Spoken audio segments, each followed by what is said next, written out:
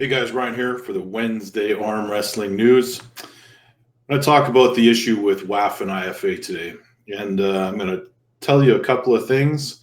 I'm going to read you a letter, and we are going to put in the piece of the Arm CROSSFIRE interview with Rick Pinkney that specifically addresses the IFA versus WAF issues at the end of this short spot that I'm going to do to kick us off. So first of all, though, if you haven't hit subscribe, please do that now on the YouTube channel. Click down at the bottom of your screen on the bottom right-hand corner. I believe you'll see the subscribe button.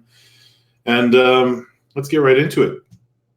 So the WAF championships happened, and we were waiting for many answers. So on November the 10th, following the WAF championships, Joey Costello sent out a letter to many people. Now, I should mention that Joey has declined to come on the show and rebut what Rick has said in his interview. Joey and I have talked a little bit about it. He's got no interest in coming on the show and talking about it from his perspective. But I'm going to read you the letter that was sent out. So, as follows, as posted on Facebook, November the 10th, 2006, or pardon me, November the 10th, 2:06 p.m. And it says, Dear CAWF executive, directors, and athletes, I would like to start by saying that the World Arm Wrestling Championship in Constanta, Romania was the biggest event in the history of the sport. And the next year is expected to be even bigger because Batumi, Georgia doesn't require visas for entry into the country. As per our conversation at the AGM, we went to the World Arm Wrestling Championship in Constanta, Romania to better educate ourselves regarding the rumors and accusations that have been portrayed at the AGM. 1. There was a statement put out by others stating that there would be no Canadian referees invited to the World Championship, when in fact there were 3. So yes, there were 3 referees. However, I believe the statement that I made was that there was a push to replace those refs. But there were 3 this year, which I believe is actually downer numbers. Second point, referee seminar. We attended the referee seminar, and there were 69 referees being tested. 6 referees were going for their master level, and 3 were successful. The ref seminar went as planned. The 3 Canadian refs participated, and nothing out of the ordinary occurred. 3, quality of refereeing at the overall event. Going into day 3, the reffing is down from previous years due to the decline in the master referees that attended the events. The event itself was a huge success with record number of athletes and a record number of countries, making its caliber of competitors second to none. 4, how Canada is treated. Canada has always been treated well at the World Championship, so continuing with tradition, we expected to be treated well, but we didn't expect the overwhelming warm welcome that we received over the course of the event. We did, however, receive questions and comments asking why we were allowed to attend the championship due to the current situation in Canada within the executive. We received our answers during a meeting brought forward by the President, where the President and General Secretary informed us that since our nation is the leading nation in the sport of arm wrestling, the founders of WAF, they would allow us the time to work out our issues within our country. 5, compensations. I attended the event with the understanding that I wouldn't be compensated for everything that I would be doing during the course of the event. I was, and in fact, I received more this year than previous years. I was also allowed to ref 3 days, compete 1 day, and take over as team captain for 2 days without any comments from the WAF staff. Things that we learned during the Congress meeting. Of the 17 countries that have allegedly joined IFA, officially 3 countries have left WAF, Sweden, Finland, and Poland. Here's the breakdown of the rest of the countries reported to have left WAF. The 6 countries listed below were in full attendance at the WAF Championship and confirmed at Congress that any other entity claiming status in the sport is a fabrication. Costa Rica, USA, Slovakia, Japan, Italy, and Greece. The other 8 countries have never been members of WAF and could be official members of IFA. Rules regarding attendance at any event affiliated with Igor Mazurenko. It was made very clear that any staff members participating in an event of this type will be suspended from WAF. It was never made clear regarding the competitors whether they can compete at the IFA, but competitors are allowed to attend WAL, UAL, or PAF events with no repercussions. We were allowed to attend and vote in Congress and speak on behalf of Canada. We are proud to announce that WAF has global recognition with IOC, IPOC, WADA, Sport Accord, GASIF, Eurosport, AIMS, and FISU, and we are now featured on the Olympic Channel in over 200 countries worldwide. Moving forward, any and all events that we wish to have appear on the Olympic Channel can be broadcast through WAF. In recognition of the International Olympic Committee, with the recognition of the International Olympic Committee and the acceptance to have arm wrestling aired on the Olympic Channel, we have received an invitation to participate at the World Games in Alabama, USA in 2021. A lot of work and changes are required in order for this to happen, but it is very possible. If we get into the World Games, the opportunities are endless. The sport ministries will begin to see us in a different light as being a real sport instead of a barroom sport, and government funding will become available to us. Also being seen as on the Olympic Channel with all the other sports that are currently active in the Olympics is a huge step in getting our sport demonstrated in the Olympics. The event stage and showcase of the sport at the WAF Championship was, as always, second to none. And it is being offered to us. WAF is offering that they will call a suitcase. It is an all-in-one equipment to run 4 tables, draw sheets, weigh-in, scanners, all on one laptop. Fully loaded with the software and all North American arm wrestlers that have competed at the WAF Championship in the past. Fully loaded with all the software and all the North American arm wrestlers that have competed at WAF in the past. If you watched the WAF Championships or saw Sarah's photos or videos, you would know how good of a setup they had. We would need video cameras, monitors, and a white wall to display the current athletes competing, the next athletes to the table, and the placing of the athletes that lost 2 matches. The suitcase can achieve this for maximum 4 tables simultaneously. This will speed up nationals, save money, and reduce staff costs, also give athletes and the professional show they have been looking for. This software, along with the offer of the Olympic Channel, has made the possibility of hosting the World Championship in Canada a reality. This idea was discussed with several other countries, and the response was unanimously in favor for Canada hosting the World Championships in 2024. Our hope of attending the World Championships in Constanta, Romania, and leaving with a better understanding of the goings-on at the world level have surpassed our wildest dreams. We now have a broader vision of the future and the steps that need to be taken in order to achieve global recognition for the sport of arm wrestling. So, you have now heard me read the letter from Joey Costello and Ashley Costello, and I paraphrased after paragraph 1. There was some things that came out that were contradictory to this letter, that being that the athletes being banned. The letter that was circulated following the World Championship is contradictory to the letter that I've just read you. And there are some disagreements on the factuality of what I have presented to you just now and what is reality. And I invite you to gather all the facts on your own. Take what you can from the letter, check it against other sources, and also pay attention to the interview that we've done with Rick Pinkney. That would be Chris Gobby and myself on the CROSSFIRE channel, which is following this segment right here as part of this week's video. And for the full video, head over to CROSSFIRE. But the IFA WAF specific topic is coming up right now. All right, ladies and gentlemen, we're here with the, let me see if I get all this right, Rick. Canadian Arm Wrestling Federation President, IFA referee. Do you hold a position, official position in IFA? Just on the referee panel. You're on the referee panel for IFA? Yep. Canadian Arm Wrestling Federation Hall of Famer. And if I'm not mistaken, a whole whack of national titles. Yeah, I got a few. Okay. All right. We're here today. Welcome to the show, Rick. First Thanks. of all. Thanks for having me. Mr. Gobby. Hey, guys. What's up? So, primarily the reason we're here today and the people that want to hear from us, Brandon Justice is up early, Gobby. We're going to talk about, let's talk about the IFA. First of all, how did it come to be, Rick? Can you give us some insight on that? Well, it's actually, people don't realize it's actually been building for a while. We've been, you go to the Worlds, you're sitting in the Congress. I keep wanting to call it the AGM because that's what we call it in Canada. And so much is going on. You can just see this building, the power being centralized with Hassan and Murcia. That's it.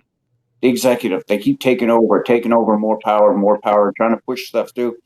And they push it through using false pretenses. I mentioned this in a post yesterday, like a few years ago. I don't know if it was last year, the year before. They wanted to ban referees after the age of 60. They said it was due to sport accord. Sport accord. That's why once you're 60, you can't referee anymore. I'm sitting in Congress and I'm bringing up stuff. And I'm on my phone, Googling right then and there. And I brought up, I said, this is bullshit. This has nothing to do with sport accord. It had to do with the fact that they wanted to get rid of a couple people, Leonard and David Sheed. And that's what it came down to. They were going to wipe out anybody else that hit 60. So I proved right there in Congress, I said, it's not true.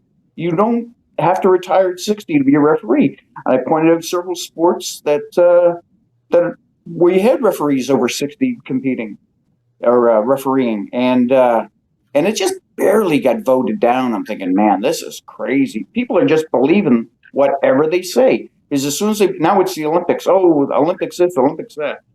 I've been in this sport for 39 years and I've been hearing about Olympics. It's not happening. We don't have the money. Nope. But yet, when they tell a lot of these countries, oh yeah, Olympics, they'll do whatever they say. We got to do this because the Olympics. Oh, they'll raise their hand, And you can sit and fight with them, but it doesn't matter. They don't care because if Hassan and Murcia say it's due to the Olympics, it's due to sport accord, GASIV, whatever they want, whatever term they want to use, people raise their hand and vote in whatever. And you could just see this all building over the last couple of years. And I've been talking to Anders and that, and a few of us were just shaking our heads going, like, what's going on here? Why are we going in this direction of just believing everything they say?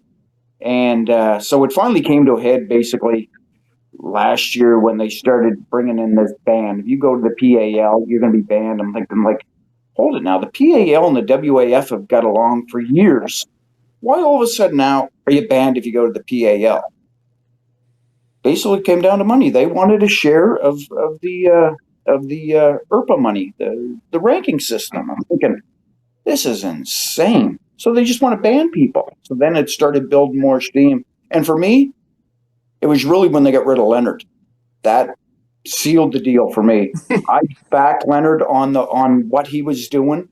And to me, I would have been a piece of shit if I go, yeah, Leonard, I'm backing you. But now that they get rid of you, I'm sorry. Too bad. I remember when that happened, and it happened after the World Championships in Turkey.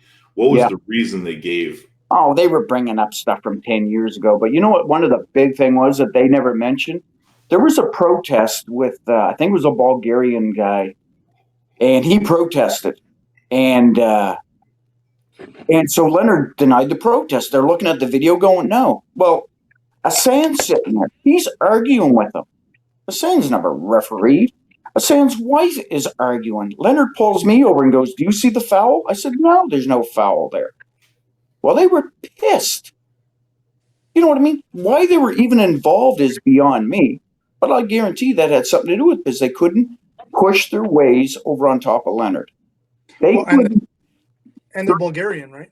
There's a bias there. Yeah. But they couldn't get their own way. They couldn't tell Leonard what to do, and they didn't like it. The same as the referee shirts. They wanted us to wear these referee shirts, which didn't meet the guidelines for the Constitution. They didn't care. Here, you guys have to wear these. We all stuck together and said, no, we're not wearing them. And Leonard didn't force us to do it. That was another thing. But again, I wore the old shirts. I didn't wear the new shirts. So again, how hypocritical if I had been if I took and said, yeah, you're right. You know what I mean? Sorry, Leonard, I'm not backing you anymore.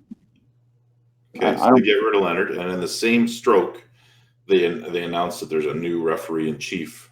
Well, even there in Turkey, they said Edward's going to be your new assistant, just like that. Edward's going to be your new assistant.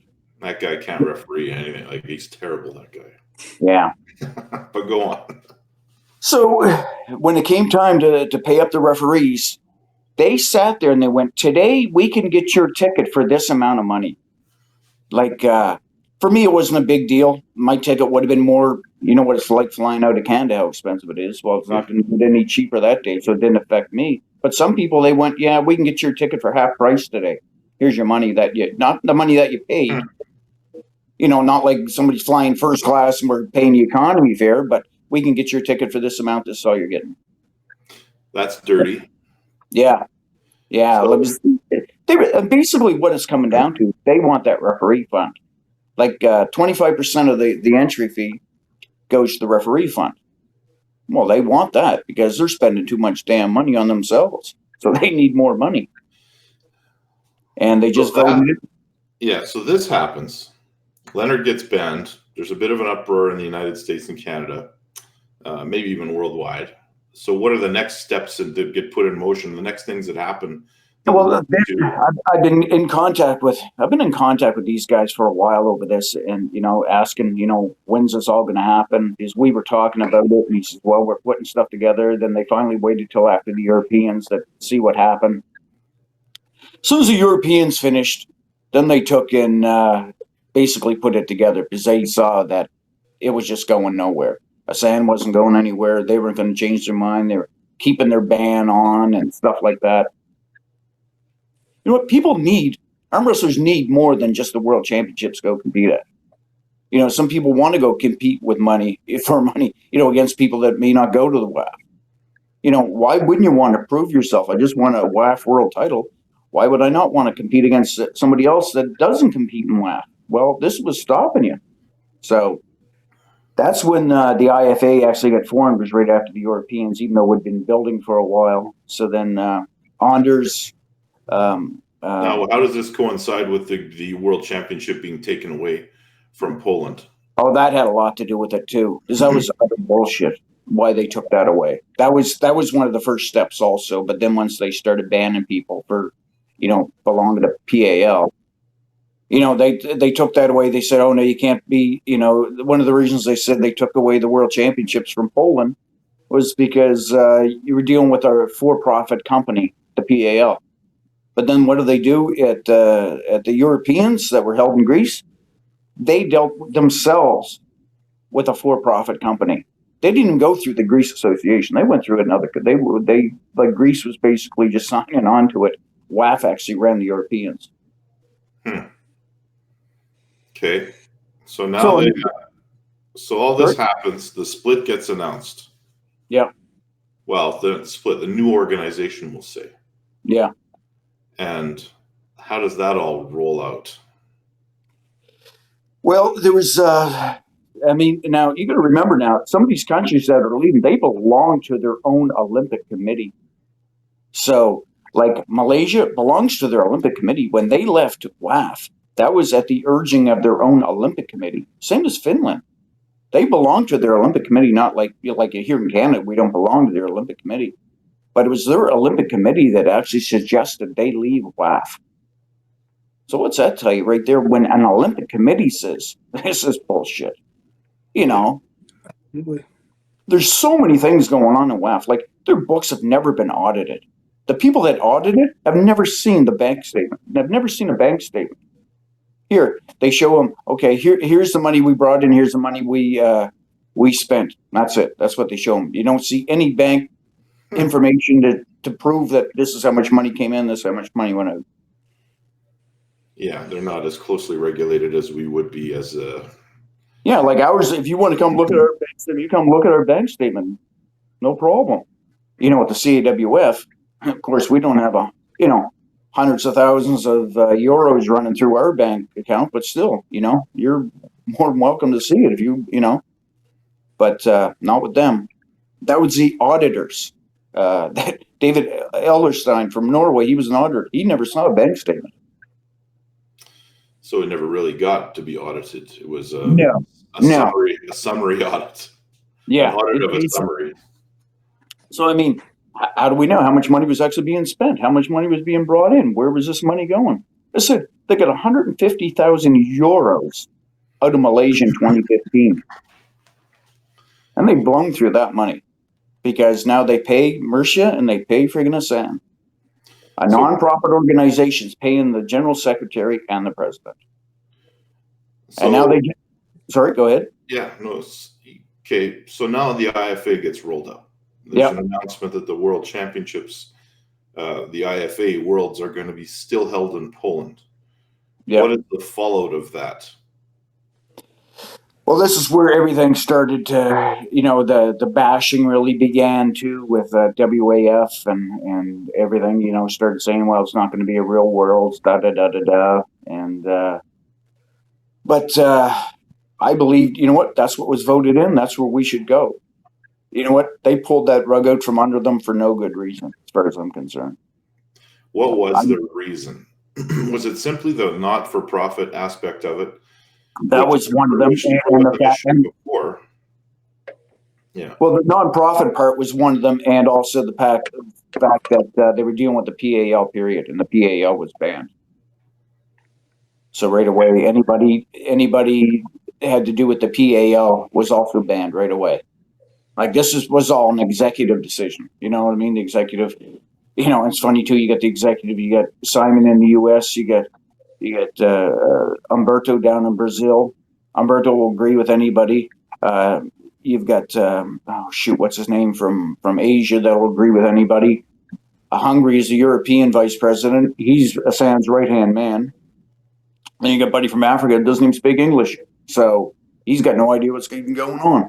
They don't translate anything for him, so they'll just vote. You know what I mean? It doesn't take much to get that vote, and Mercia gets to vote. He gets a vote as a general secretary, even though he's in a paid position. Yeah, there's something wrong there. Well, yeah, I mean, all you need is a couple of people on your side, and then Assange's got the if he got a tie, then Assange gets to vote for whatever he wants, which he's pushing through anyway. So, it's a foregone conclusion. Whatever they want gets passed. So now I'm fast forwarding a little bit because I know that Canada and the United States, maybe not so much the United States, but Canada is largely unaware of what's going on between WAF and IFA. Yeah. Until we get to the National Arm Wrestling Championships this past July in Edmonton, where there is a letter from WAF that needs to be read. And the letter is pertaining to yourself. And I was in the meeting, but for those of us watching, can you summarize what WAF was asking us to do? WAF was asking the CAWF to have me suspended for a year. Like, this was a total surprise to me. I did not know. Joey just said, we're going to talk about your position. Well, I planned on bringing up a vote to join the IFA, but then he kind of jumped in ahead and got his thing all in there. And by the time that was done, we'd run out of time. But yeah, he brings up this letter. So I left the room. They discussed it. I don't know how long. It must have went on for an hour, didn't it? It did. And the interesting part is I'm not part of the CAWF executive, but I did stay and I spoke heavily on the subject. And it was interesting the way the meeting was steered, that we're not talking about WAF versus IFA, but here we are going to vote on suspending our president based on WAF versus IFA stuff. So it's interesting the way that all got steered. It worked out in the end. I mean, we obviously decided to stand with our president, but it doesn't change the fact that there was a lot of upset arm wrestlers when I was out in the hallway because weigh-ins were taking place at that time. And more than a couple of people were going to storm in there. And a couple of people said, they vote you out, I'm not even competing. Well, it's good that they didn't, because that wouldn't have been helpful. And yeah. I had to say, no, just leave it be. I'm out there trying to calm a couple of people down, because I'll tell you, a couple of people were going to go into that meeting because they were, yes.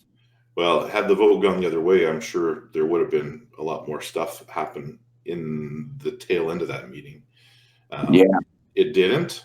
That's good. But here we are in a position now where we're sending a team to 2 different tournaments.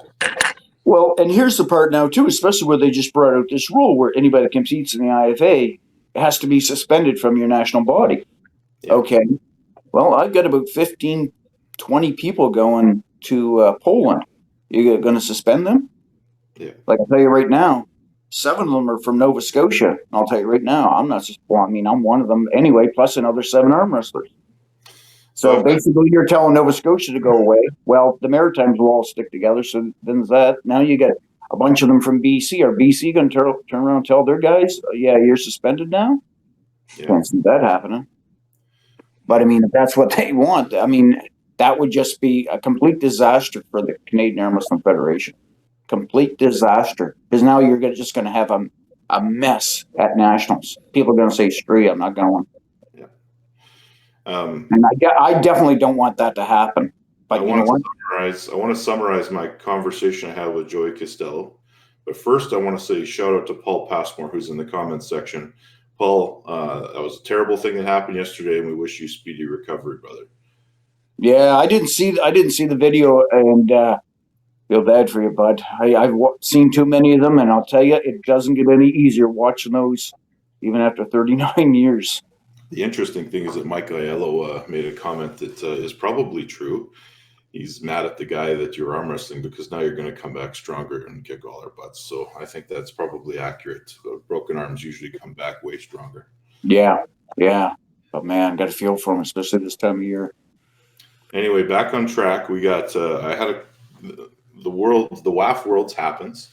Everybody comes back, and there's a document that is forwarded around to a lot of Canadian arm wrestlers. I received it myself, and we talked a lot about, there's a lot of talk about all the good things coming out of WAF, and one of those things was, the Olympic channel, which, as far as I can tell, is that just, I wasn't even aware that was a thing.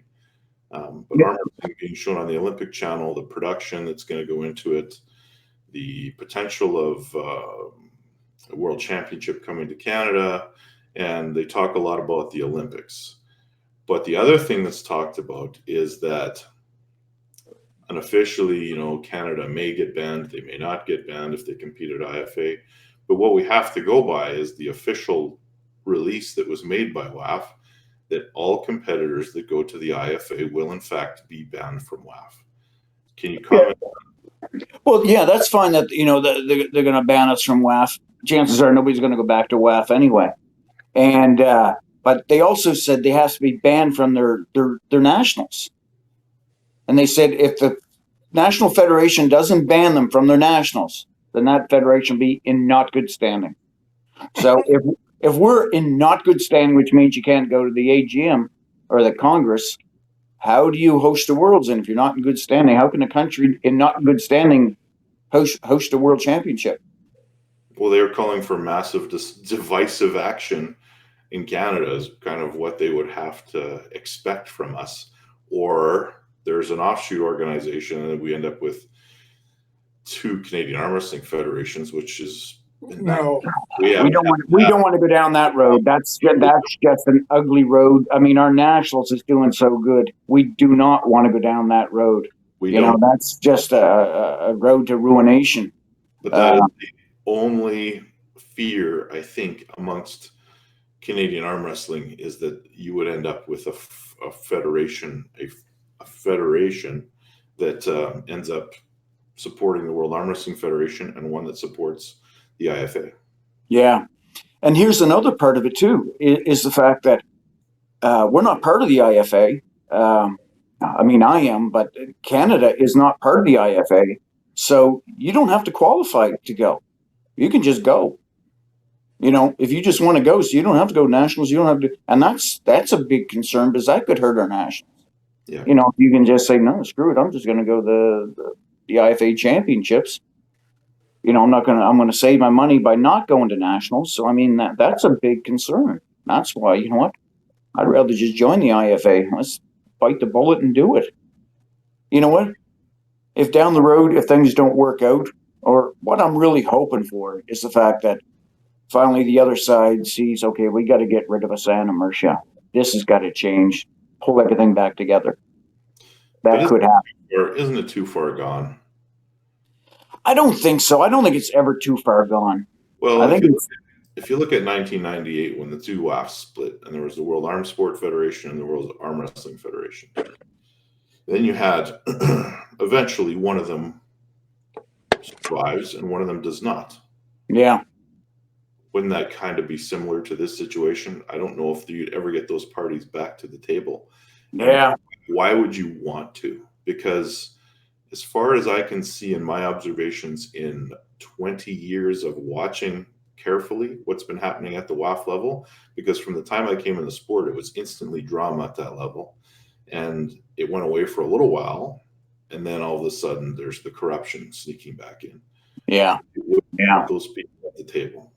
Yeah. So, you know what? If I had a crystal ball, I could tell you what's going to happen. But you know what? I picked a side that I thought was, the fairest side to go to, just to sit back and keep going. No, I'm going to stick with WAF because they're bigger and, this and that. That's just against my conscience, and I can't do that. You know what? You've got to pick a side. And, do you want to go with something new? Yeah, it's scary going with something new. Of course it is. But you know what? Do you want to keep going down this road where you know things aren't right? You know what I mean? It's, man, how can you sit back and go, well, geez, oh yeah, the corrupt, they don't follow the Constitution. They can do whatever they want. And just sit back and go, oh, that's okay. I just want to compete. Now, I've been dominating the questions here, Gobby. I'll shut up in a minute, but my main question is, how is the governance of IFA going to be different to prevent the same thing from happening all over again? I don't think you can ever predict what's going to happen in the future, but they've got it set up so this is what it's listed what the executive can do. The executive can only do this, this, and this. They can't do anything else without Congress. And what is the consequence of stepping outside that, as we've seen WAF do numerous times? Well, then it would have to go to Congress then. You know what I mean? It states what, but I mean, you can do whatever you want when you get, you know what I mean? You can never stop anything, predict every scenario. But devil's advocate, though. Yeah. Devil's advocate we had before, when Fred was struggling to hold the reins of WAF, we had Igor and Asen on the same page. Yeah. Holding up 10 proxy votes from countries that we don't even have a competitor from.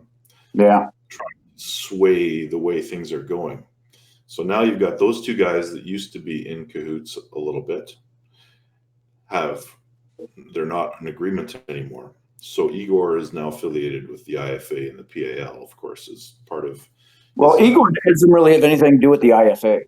That would be my next question: is how much power, when you take two parties that were arguably not the best for the sport, and you split them and you stick one in each organization, how does that help? But you've kind of answered my question by saying that, does Igor hold a position of power within the IFA?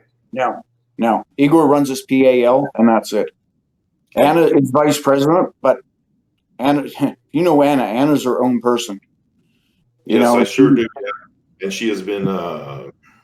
She's a huge advocate for para arm wrestling. I don't think there's a bigger advocate in the world today for para arm wrestling than Anna Mazarenko. You know what? She's always out promoting the para part of arm wrestling. Just constantly pushing it, taking photos with the para athletes and stuff like that. You just don't find a better advocate for them. So I think she's a great addition to the executive. Anders, he's his own person. Anders, he's, strong, outspoken. He'd be as outspoken as I was at the, in Congress. And Marion Kapla, same thing. Marion's a smart dude. But no, Anders would be the guy to speak up for sure. So if you were to summarize 10, you take a summary sheet, like what's the pros and cons? The Canadian Arm Wrestling Federation is probably going to be put to a vote. In Winnipeg this year, I would be shocked if we do not pick a side, essentially. Well, the problem we've got right now is the fact that we've got so many executives, they've got as much power as the provinces do. That's one issue we've got, is we've got so many executives. You know what I mean? I don't vote, because I'd only vote in case of a tie. But you got referee-in-chief, assistant referee-in-chief, you got a team captain, you got a communications officer, the secretary-treasurer. That's quite a few votes. And, And really, the way I've seen it, most of the executive is not on my side. So that really sways the votes big time. So we'll have to try to convince them otherwise. I mean, once it comes to the fact that they've got to ban people, then I know they'll have no choice but switch that. What do you think the chances are that IFA the WAF completely holds off? Now I'm asking you for the crystal ball. WAF is talking about banning athletes. What do you think the chances are that they hold off on doing that to Canada because of a pending vote on which side we're going to support? Yeah, that wouldn't surprise me. They're doing everything they can to keep Canada on WAF. You know what? I didn't understand how much pull Canada had in the world, but I'm starting to realize it now. Something the people that are trying to make a decision on which side they support should pay attention to carefully, because after Team Canada goes to IFA, if there is no ban of Canadian athletes, but there are bans around the world of other athletes that are supporting IFA, it will be extremely interesting to see how we are treated differently pending a vote at our national championship. Oh, absolutely. Absolutely. I mean, how can you treat one country different than any other country? And why are you treating that country differently? You know? Exactly. And I'll tell you, next year's IFA championships will be friggin' humongous. I mean, now you're talking about banning 100 people, you know? And it's exciting. I want to read Joe Fox's comment here because it's insightful. I am a supporter of our nationals, and I plan on going on in 2020, and we'll bring more Albertans with me. If they ban me, they basically are banning my kids as well. It will be hard to support or get revved up to want to be at any future nationals. I believe my province and country will not do this to our athletes, but you never know who will be in control in the future. I've stated right from the very first minute, I would not ban anybody, but I'm just one person. I would leave the CAWF before they decide to ban something. I would not stand by and watch that at all. And that would be the downfall of the CAWF right then and there. That would be the end of the CAWF if they wanted to ban people. That's just unconvenient. Completely agree. I would throw my hat in the ring to come back to the CAWF executive if I thought it would help the situation. So, well, there is an election next year. There is an election, so it's a big year for Canadian arm wrestling. Well, it's there's two positions being elected. There's vice president and secretary treasurer. We broke it up several years ago just so the president and the secretary treasurer didn't have an election in the same year. So I'll tell you what I don't ever want to do is be the secretary treasurer. No, Tracy does a great job there. Yeah, she does. And she's been busy lately too, you know. Shout out to her too for making the Canadian ladies para team for sledge hockey. Yeah. So, Gobby, I haven't let you get a word in edgewise here the whole show. Oh man, no, you've taken full reign. That's fine. You know more. You asked the perfect questions. Like I said, I got into it with Simon, and I basically said you and I both know that the Olympic pushing the Olympics or claiming that the WAF is in bed with the Olympics or affiliated. I said you and I both know that's not true, and it's a ploy to sell. And he said, well, it's true, but we have an in with the Paralympics. So right there, then you can see what they're doing. They're trying to use certain sales tactics to try to win over certain pullers. So it's just, I think it's sleazy as hell. And I'm never, ever in favor of banning people in any realm. So right then and there, as soon as you start banning or talking or threatening, I think at this stage it's threats, but we'll see. But it's not good.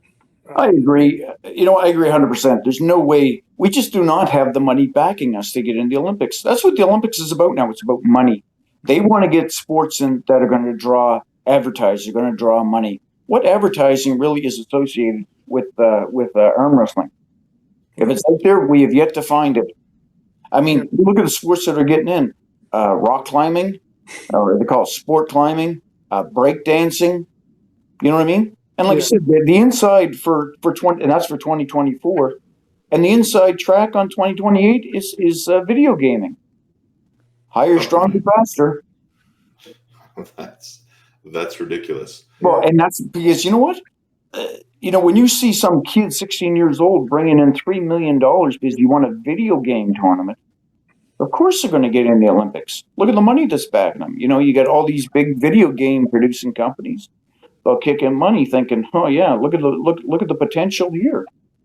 Does arm wrestling have that money backing us? No, we don't have that money backing us. Mm-hmm. Yeah, I don't know all the details going on, but one of the things I'm fucking great at is I can detect when I'm being lied to, and I can detect when when there's a integrity or someone trying to do right or wrong. And I think you've always, Rick, done. You're always have Canadian arm wrestling in your best interest, and you're always trying to do what's right. It's evident. And on the other side, going back 10, 15 years, when Joey Costello opens his mouth, I read bullshit right through. It's like two polar opposite human beings. So even though I don't have all the details, I'll blindly support you. You should have read his letter. I mean, they said it was the largest. Well, I'll tell you, they said this was the largest world's ever. 54 countries. Well, I went through and counted the countries. I went through the edited results, because the results that WAF put out were not correct. They added all kinds of fake names to the results, and it was proven. Kristen from Sweden went through and sat there and watched all the video, and he stroked out all the names that weren't in it. In one class, in the 55 kilo left-hand ladies class, senior, 10 names were added. Ashley Costello being one of them. Holy cow. 10 names in that one class were added, and none of them pulled that day. Just to boost the numbers. To boost the numbers, make the numbers. And same as they said, 54 countries. Like I said, I went through all the results, wrote down every country. There was 41 countries, not 54. Yeah. Well, I just heard yesterday there's going to be 31 countries at the IFA. 31 with and the real teams. No padded numbers. Yeah, 31. That's the registration is already closed, and there's 31 separate countries that are going. And I mean, even in the 41 that I counted up, you've had teams like Palestine, a couple of entries. Some other countries, 2-3 entries. So all your entries from WAF are coming from 3-4 countries. Russia, Turkey, Georgia type thing, Kazakhstan. That's where all your entries are coming from, right there. One of those countries drop out, then you're going to see the house of cards fall then. Well, you can just go off the photo of Team Canada and Team USA from last year to this year at WAF, and the team is it's not nearly the same size. Yeah, well, we'll take a picture in Poland, and you'll see who's bigger. So the 31 countries that are going to IFA, are they will they automatically get banned for WAF next year? Well, see, now Canada is one of those 31 countries, but we're not an official member. So it's 31 separate countries, but I think there's 17 official countries in the IFA. Now, Joey was going on about how, there are only splinters of the. Well, yeah, there's splinters. I mean, just like if Canada split off, I mean, it doesn't really matter. I mean, you take Japan, for example. I only saw a couple of entries there from Japan. But now the Japan Arm Wrestling Association is the one that's joining IFA, and that's the original one with Mr. Endo, one that WAF kicked out because they said something wasn't paid, and he was paying it to somebody that wasn't paying them, and that person's still in WAF. Interesting. I never knew that Mr. Endo was removed from WAF, and yeah. So now he's part of IFA. And I said two things this year. I said, if it's somewhere easy to get to, I'll go to IFA in 2020. I said, or if it's in Japan, I'll go to Japan for sure. You had a good time last time, didn't you? Gobby and I both. Yeah, that was 2005.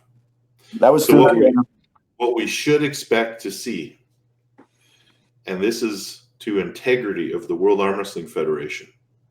Because doing what you say you're going to do or what you're threatening to do, I think either way is going to speak loudly to where we should throw our support next year. So following the IFA championship, we should see a document come out with a list of names that are now banned from the World Arm Wrestling Federation. And that they have to be banned from their nationals. Yeah. Because that's what they voted in. They voted in that the National Federation must ban them from their national championship. And the chances of us seeing that document, I could see that if, Tajikistan sends one arm wrestler to IFA, they'll release a letter and make it a huge public announcement that guy's banned. I don't think they are going to do that to the Canadian team, even though they don't. They say they're going to, and they probably would show a lot more integrity if they actually did, because that's just doing what they say they're going to do. This selective politics model that they seem to be following is not going to help their cause in the end. Well, I said, and it's funny too, because I actually posted, they were talking about the ban and that, and I actually posted, I said, they don't have the balls to do it. Well, the very next day, didn't they come out with the friggin' letter? The big ban thing that they come out with. I roared over that one. As soon as I said they didn't have the balls to do it, then they came out with it. So I'll say it again, they don't have the balls to tell Canada, you got to ban these people. What's beautiful about their stance is that if you do ban people, you cripple yourself. With reputation, and if you don't, you lose your credibility. So they painted themselves into a corner. Yeah. Either bite your nose off to spite your face, or just look like you're friggin' just spouting off friggin' BS. Yeah. So pick your poison. So, but yeah, the next year or so is going to be very interesting. And I mean, how many Canadians want to go to Georgia? What's that trip going to cost you? Well, I mean, the selling feature on Georgia is that you don't need a visa to get into the country. But, I mean, that's never really been a problem for Canada anyway. No, we can get into any country anyway. I think we only need a visa for a couple of countries, and it's never been an issue. Right. Except for when I went to China. Man, that was a deal and a half. Holy crap. I had to fly to Ottawa to get the visa. Really? Well, that's more of our own politics getting in the way of that, I think. Well, yeah. Well, no, it was something that was brought in the first year, so I guess it's just something new for them. But yeah, but it's good for 7 years, so I'm golden now for a while. I just hope I get to use it again. Yeah. All right, guys. Well, what else do we want to talk about now that we've kind of covered the whole WAF IFA subject, and we're kind of at a wait and see point here? What do you hear about the national championships in Winnipeg, Manitoba, Rick? You know what? I think this is really going to be huge. The kids, like the junior part of it, I think will be the biggest ever. I'll be surprised if we don't hit 200 junior entries. I've talked to Dave Campbell and I talked to Daryl. So what we're going to do is we ran into some issues last year, so we're going to work on that. We're going to run 4 tables for the juniors and blow them right through, because like I said, we're expecting it. So we got to try to get that done in 2 hours, because last year we had so many issues. First of all, the mall wasn't ready for us when we were supposed to be running at 10 o'clock. I think it was damn near noon before we even got started. Yeah. And then the next day, we were supposed to get started at 10, and there was a fire alarm in the building. So that set us back, I think, an hour that day. And it's like, geez, we were just cursed here right from all along. But it still ran off pretty good, if you take out those couple things. So we're going to run 4 tables for the juniors. That way we'll start the masters and grandmasters on time, and we'll have a good day. And I think you're going to see hopefully we can top Edmonton's numbers again. Tough to beat 550, but it'd be nice. If we can hit 600, it'd be awesome. Well, you might see 100 kids just from Manitoba alone. Oh, yeah. You know what? I've said this so many times. What Manitoba is doing is crazy. They are making such progress with their junior program. Everybody should take lessons from what they're doing, especially up where Brittany Sutherland and her family are. Man, they brought a busload to Edmonton of kids. A busload. Yeah. Well, I mean, specific. What are they doing different specifically to have that much success? it's the leadership. So it's not necessarily, it's a very easy model to copy. You just need the motivation to do it. Yeah. You need the people that are going to go into the community and just work on the kids part of it. Right. And So that's what they've done. And they've got the support of the community. And that's the thing. You've got the leaders in the community that are backing them. So it makes a huge difference when you've got everybody on side and you're not trying to fight with different groups to try to get some help here and there. When people are seeing, geez, lots of kids are liking this. Why don't we get behind them? That's what's going on. So, it makes a big difference. Yeah. So Brittany and Corey are part of Peguis First Nation, and it's a huge reserve in Manitoba. And many, many of the kids are involved in arm wrestling because of the effort that they have put into the sport. And that's where the busload of kids came from. It's from Peguis. Yeah. Their team alone, if you just took outside of the home province, just the kids that came from Manitoba, might have been one of the largest teams that were at the Nationals. Yeah, I wouldn't be surprised. Yeah. You got succession. So you've got the parents of the kids and like myself and my daughter, and Mike Dumas comes to mind and his kids, and they are all coming to learning to arm wrestle through their parents' arm wrestling and joining into the sport, and also consistency in Manitoba with the clubs that are operating and bringing in new people all the time. I mean, we had, I think, half a dozen kids go out to Alberta to compete, and they weren't. And I think only one was the son or daughter of an actual arm wrestler. The rest of them were just kids that got involved in the sport. So, it's good to see when you're getting kids involved that aren't, where their parents aren't involved in the sport, but their parents are supporting them. That's huge right there when you start doing that. And you're going to see it. Well, I mean, we got two kids from Nova Scotia going to three kids going to the IFA championships from Nova Scotia. Oh, I hope they don't get banned. Yeah. Yeah, I think that would be the nail in the coffin of Canada's support for WAF if we start doing that kind of stuff. But like I said, how can you ever ban people? Like, holy crap. What kind of society are we living in when we're trying to ban people from paying their own money to go somewhere to compete? You're not paying me to go compete. I'm paying my own money to go somewhere. And then you're telling me I can't go somewhere else? Like, I'm only aware of one other organization in sport that bans someone that is non-professional, that bans someone from competing in rival organizations. And what's that is that? the International Federation of Bodybuilding, who hands out a pro card to an athlete. And if that athlete has competed for a rival organization, they have banned that person for doing so. That's a pro thing, though, right? That's a pro thing, yeah. And I know in powerlifting, you can jump back and forth because we used to have athletes from Manitoba that would compete for the IPA, and then they would jump over and compete in the big like WPO events that were at the Arnold Classic, and jump back and forth between even tested and non-tested events, and nobody said anything to them about it. It's well, yeah, because you want to build the sport, not friggin' shoot it down. Yeah. And that's what you're doing. You're shooting yourself in the foot by not, what? Are you promoting the sport or aren't you? Also, the other thing is, in order for the powers that be in WAF to make it look like they're not focused on PAL, they have to release a letter that's a blanket letter that says you could be banned for any organization that is not affiliated with WAF. So that could include UAL, WAL, all those ones. Well, that was their original letter. That was their original letter, that if you compete in anything that didn't use WAF rules exactly, which we don't because we run triple elimination, then you will be banned, including the WAL. And so when it first started, I used to argue with Mercia over, sending emails back and forth. I said, this is ridiculous.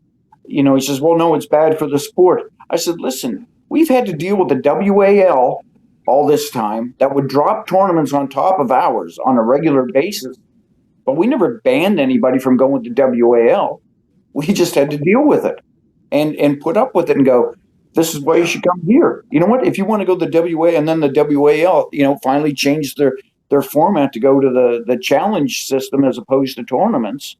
But you know what? We can't just keep changing because of something else, and we can't ban somebody from going to WAL. If we don't have a tournament for 2 months and you want to go compete there because nothing's going on here and I'm going to ban you, please. Nobody should have the power to dictate where and when we compete as arm wrestlers, especially in a sport that is done largely out of love. Like there's not too many guys making money or living off of the sport of arm wrestling. Yeah, if you're paying me, that's one thing. Like if you want to sign, like the WAL does, they sign a contract, so you're with them. But that's one thing. You know what you're getting into when you sign on the dotted line. They're going to pay you, so okay, there you go. Nobody's paying anybody. I mean, frig, what it costs to go to the WAF this year, by the time you fly over there, you're spending a couple of $1,000 by the time your plane ticket and your hotel room and your food and that. And now you're going to ban me? Seriously? Yeah, it would be a surprise to most of us. So I've also found it funny too that they haven't banned other tournaments. Leonard's been banned, but he runs the Arnold's, but they haven't said anything about banning anything with the USAA. That's an interesting point. And I said to Leonard, how come they've never banned anything that you run?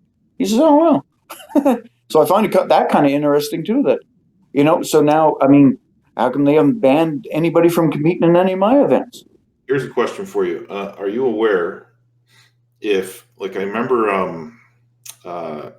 Gennady was not going to compete in the top 8 for fear of being banned from the World Arm Wrestling Federation. And this is me paraphrasing what I have heard, because he is also the head coach for the Georgian team. Would that be correct so far? Now, I don't know about being the head coach, but that's possible, yeah. Okay, well, or a coach anyway. But yeah. He is a guy that they would want also probably competing when when WAF holds their event in Georgia. Right. So has WAF banned the guys that have competed in the top 8? Because I've yet to hear of anybody being banned. I've yet to hear of anybody being banned. Because you have as far as I know, nobody's ever got a letter. I've never got a letter. I think they would really want Levon at least to be present at that event next year. Yeah. Why wouldn't you? Who could be the winner of the top 8 by the time that happens.